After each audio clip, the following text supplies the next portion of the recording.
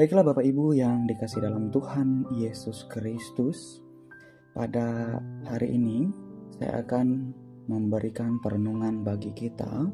Sebelumnya perkenalkan, nama saya Pikaris Andi Pratama. Saya melayani di Calon Resort Bulik Timur dan pada saat ini berkesempatan untuk memberi perenungan bagi kita semua.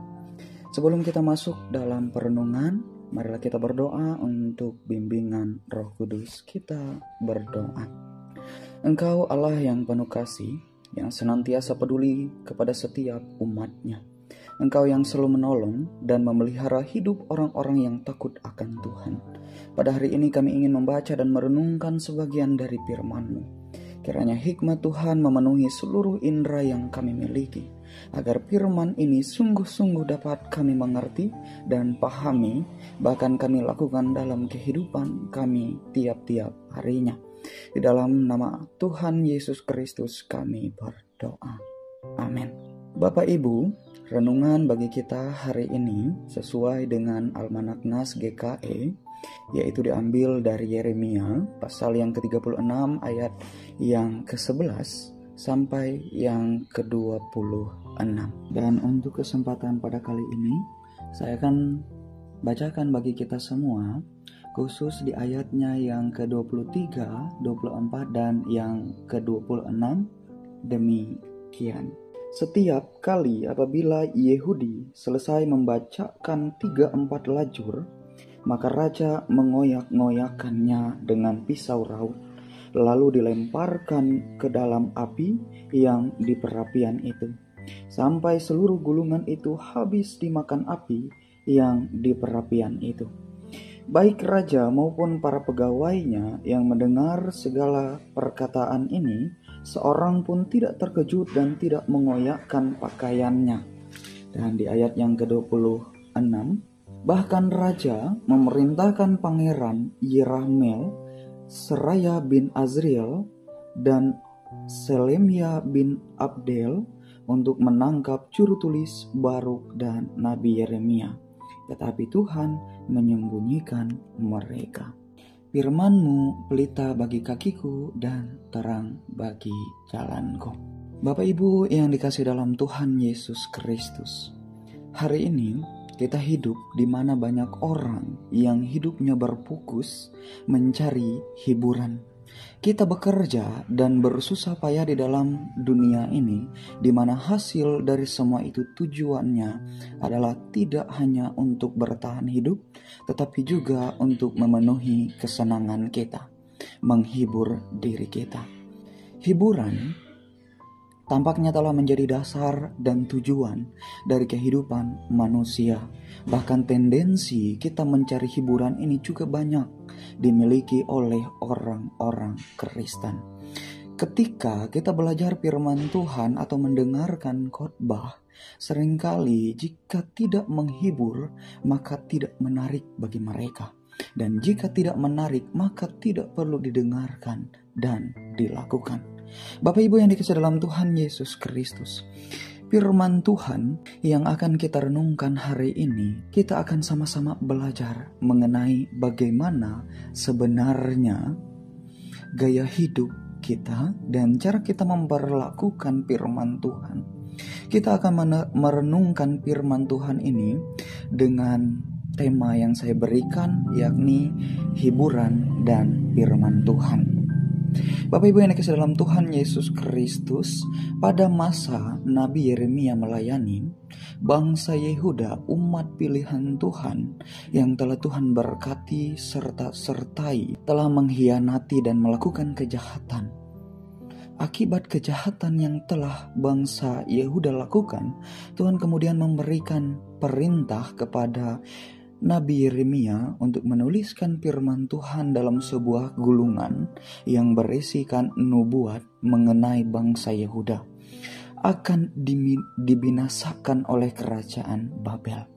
Maksud Tuhan di sini sebenarnya baik, Bapak Ibu, yaitu untuk membuat bangsa Yehuda gentar kepadanya, kemudian berbalik dari segala kejahatan yang mereka lakukan dan kembali kepada Tuhan. Dan kalau Bapak Ibu ingat, cara ini juga dilakukan Tuhan kepada bangsa penyembah berhala.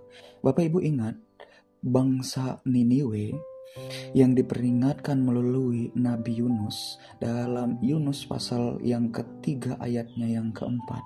Yunus menyampaikan firman Tuhan kepada bangsa Niniwe yang menyatakan bahwa 40 hari lagi maka Niniwe akan ditunggang balikan. Bangsa ini dikatakan menjadi percaya kepada Allah, mengumumkan kepada semua orang untuk berpuasa, baik dari anak-anak sampai orang dewasa. Bahkan raja bangsa itu dikatakan turun dari singgasananya, melepaskan jubahnya dan duduk di dalam abu. Niniwe bertobat dari segala kejahatannya dan berbalik kepada Allah. Tetapi rupanya respon bangsa Yehuda kali ini tidak lebih baik dari bangsa penyembah berhala. Yoyakim, raja Yehuda, ketika mendengar firman Allah yang disampaikan oleh Baruk, rekan Nabi Yeremia, yang dilakukannya justru merobek setiap bagian dari gulungan firman Tuhan itu yang telah dibacakan dan membuangnya ke dalam api. Bahkan dikatakan tidak satu orang pun dari bangsa itu yang gentar terhadap firman Tuhan itu. Mereka justru hendak menangkap dan menyelekapkan Nabi Yeremia dan rekannya Baruk karena telah mengatakan hal yang tidak mereka senangi mengenai Yehuda. Firman Tuhan yang satu ini tampaknya memang tidak menghibur dan tidak menarik bagi bangsa pilihan Tuhan. Saudara-saudari yang terkasih, sampai di sini kita akan menarik beberapa pokok refleksi dari firman Tuhan dan saya akan mengambil dua hal, yakni yang pertama, firman Tuhan bukan untuk menghibur. Kenapa demikian? Ketika kita sedang dalam kesesakan, firman Tuhan memang memberikan kita penghiburan, kekuatan dan pengharapan. Hanya Tuhan sajalah dan melalui firman-Nya yang dapat memberikan kita kelegaan dan kelepasan yang sejati dari segala kesesakan yang kita alami di dunia ini. Namun, bukan karena firman Tuhan memiliki unsur penghiburan, kemudian berarti firman Tuhan tujuan utamanya adalah itu.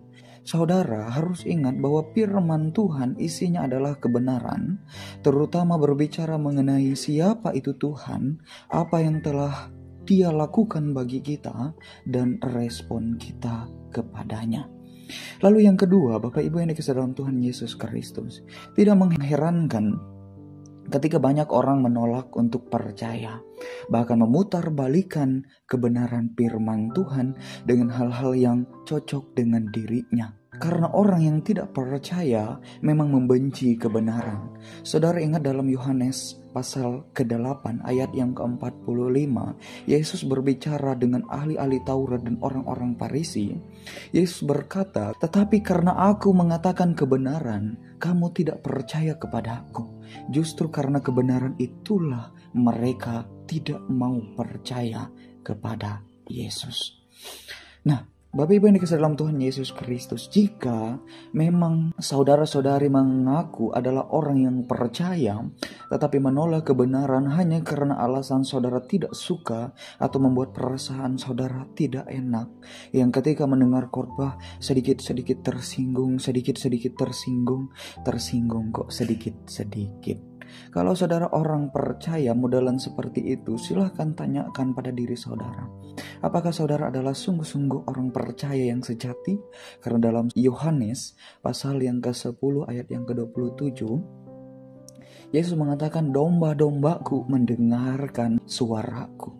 Apakah saudara benar-benar domba milik Kristus?